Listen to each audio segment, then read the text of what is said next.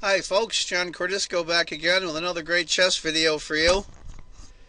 This is the final round of the 5th annual London Chess Classic.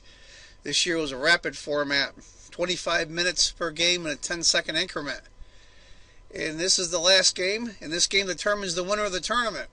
It's between my buddy from the United States, Carl Nakamura, as white, and Boris Gelfand from Israel as black. Boris is a former world champion challenger, if you remember the championship before Carlsen that Anand had it playing. Went down the tie-break games, but Anand pulled it off. Anyway, it's going to be a Grunfeld. Let's get to it. Nakamura is white, Gelfand is black. C4, G6, knight. D5, knight. Bishop, queen.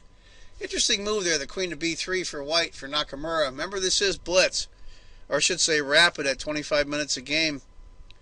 But Nakamura has great confidence in his rapid skills, so maybe he's just trying something out that's somewhat new.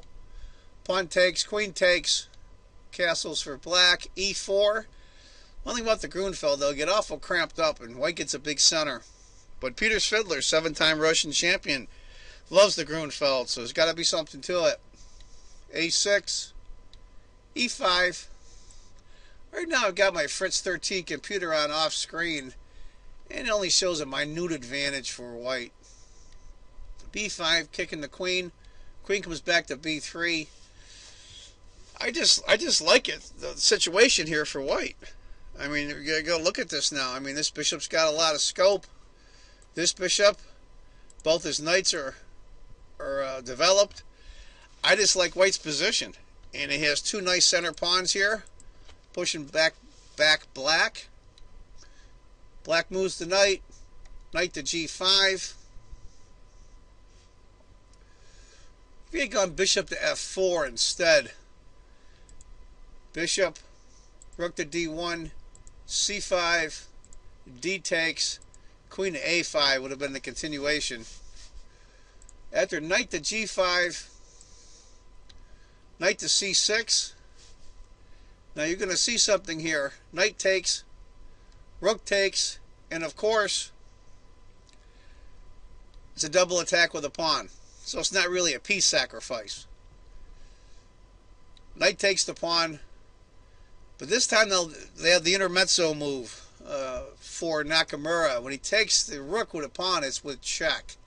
So the king moves, and then the queen goes back to d1. So right now, white's up the exchange. He's a little behind in development, but black's not doing so hot either. He's got a light squared bishop yet to develop. Knight to c5. He's bringing in his knights. Bishop e3. When you're behind in development, what do you want to do? You want to exchange. Bishop, rook to c1. If bishop had taken, queen takes, bishop takes. With a tiny advantage for white, believe it or not, being up the exchange, but I think white will do very well here. After rook to c1, queen to d6. For those of you that are wondering why black left the pawn if he had taken it, after king takes, g4, bishop back, bishop takes, knight to e2,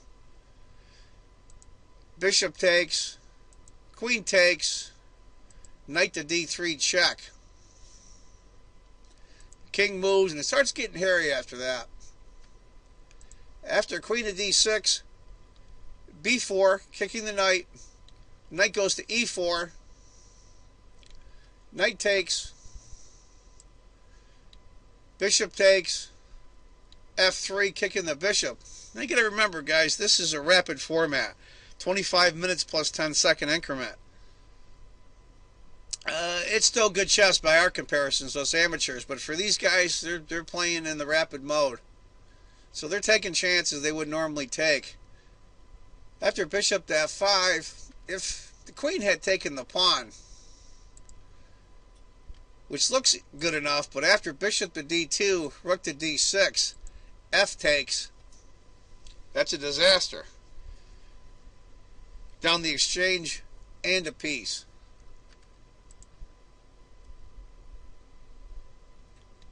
Queen to D2. Rook to D8. King F2. Trying to get his king tucked away and get that rook on H1 activated. King takes. Bishop E2. Queen F6. Be honest with you, I think this is a computer suggestion, but I said rook to D7 could be considered. I think that's to protect the C7 pawn so the queen can move. After rook to F6, rook takes, knight to E6. It's about a point and a half advantage for white right now. He's up to full exchange.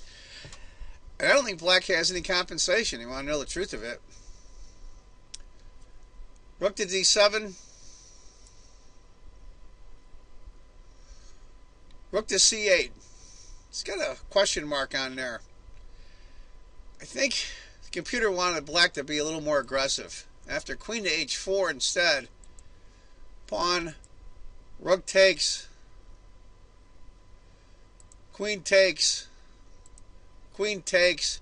Queen to D5. It's not much difference as far as the material goes, but I think maybe white had a little bit more breathing room for the queen. Both of those bishops are still good in play for black. He went rook to C8. Now he's a full 3 points behind. I think this is going to be the beginning of the end for Gelfand. Bishop to D3. Computer suggests bishop to D1, which I thought was kind of odd. And after queen to C3, queen takes, rook takes. It's still about a 3 point advantage for white. I don't see much difference, to be honest with you. After bishop to D3, rook to C3. Bishop takes, pawn takes. Didn't play queen takes, which I thought was odd. Well, I guess he wanted the center pawns up more towards white's king. F4, blocking off the F pawn. And I think this is where Gelfand stumbles again. He went rook to C4. Now, I think he should have been a little more aggressive on this one.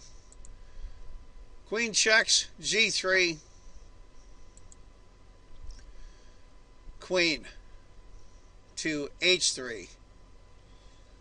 Interesting position there, to be honest with you. But after rook to C4, Nakamura went rook to C1, rook to E4, G3, just reinforcing his F4 pawn, H5, H4 for white. I think maybe bishop C5 might be a little better. I kind of like that myself.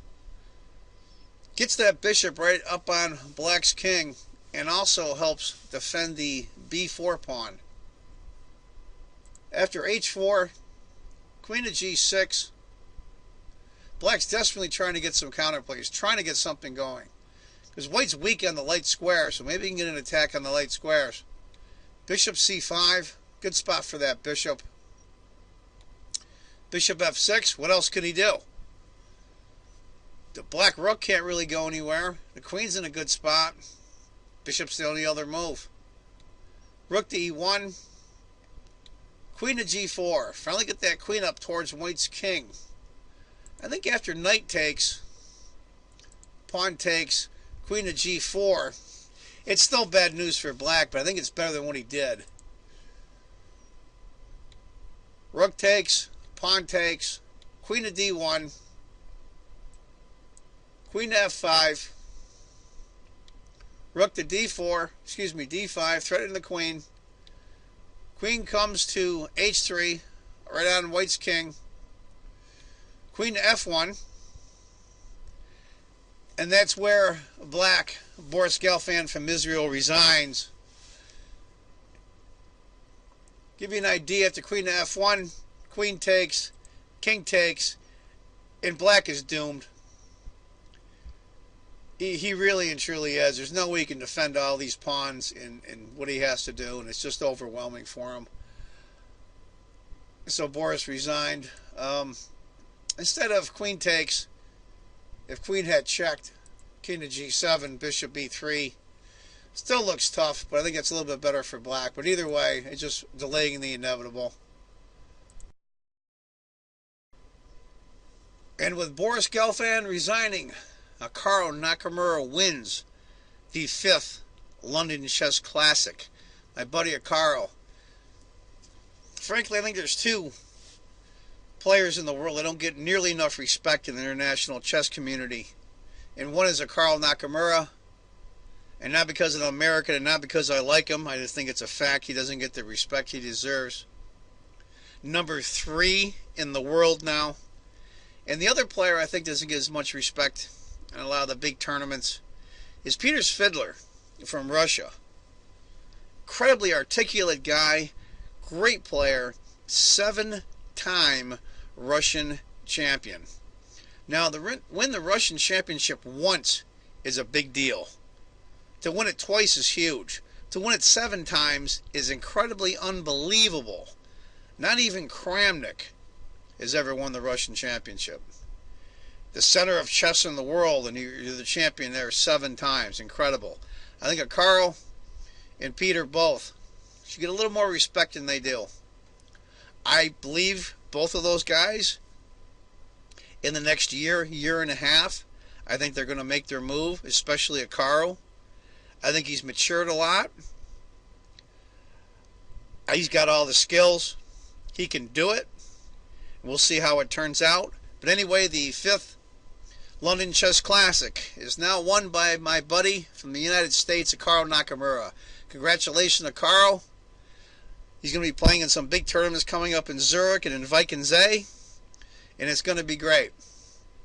Anyway, folks, that's the video for today. Thanks for watching. I want you all to remember, if you think chess is just a game, you're not playing it right. And I hope to see all of you in my next upcoming videos. And if you haven't subscribed, please do. Take care, folks. Bye-bye.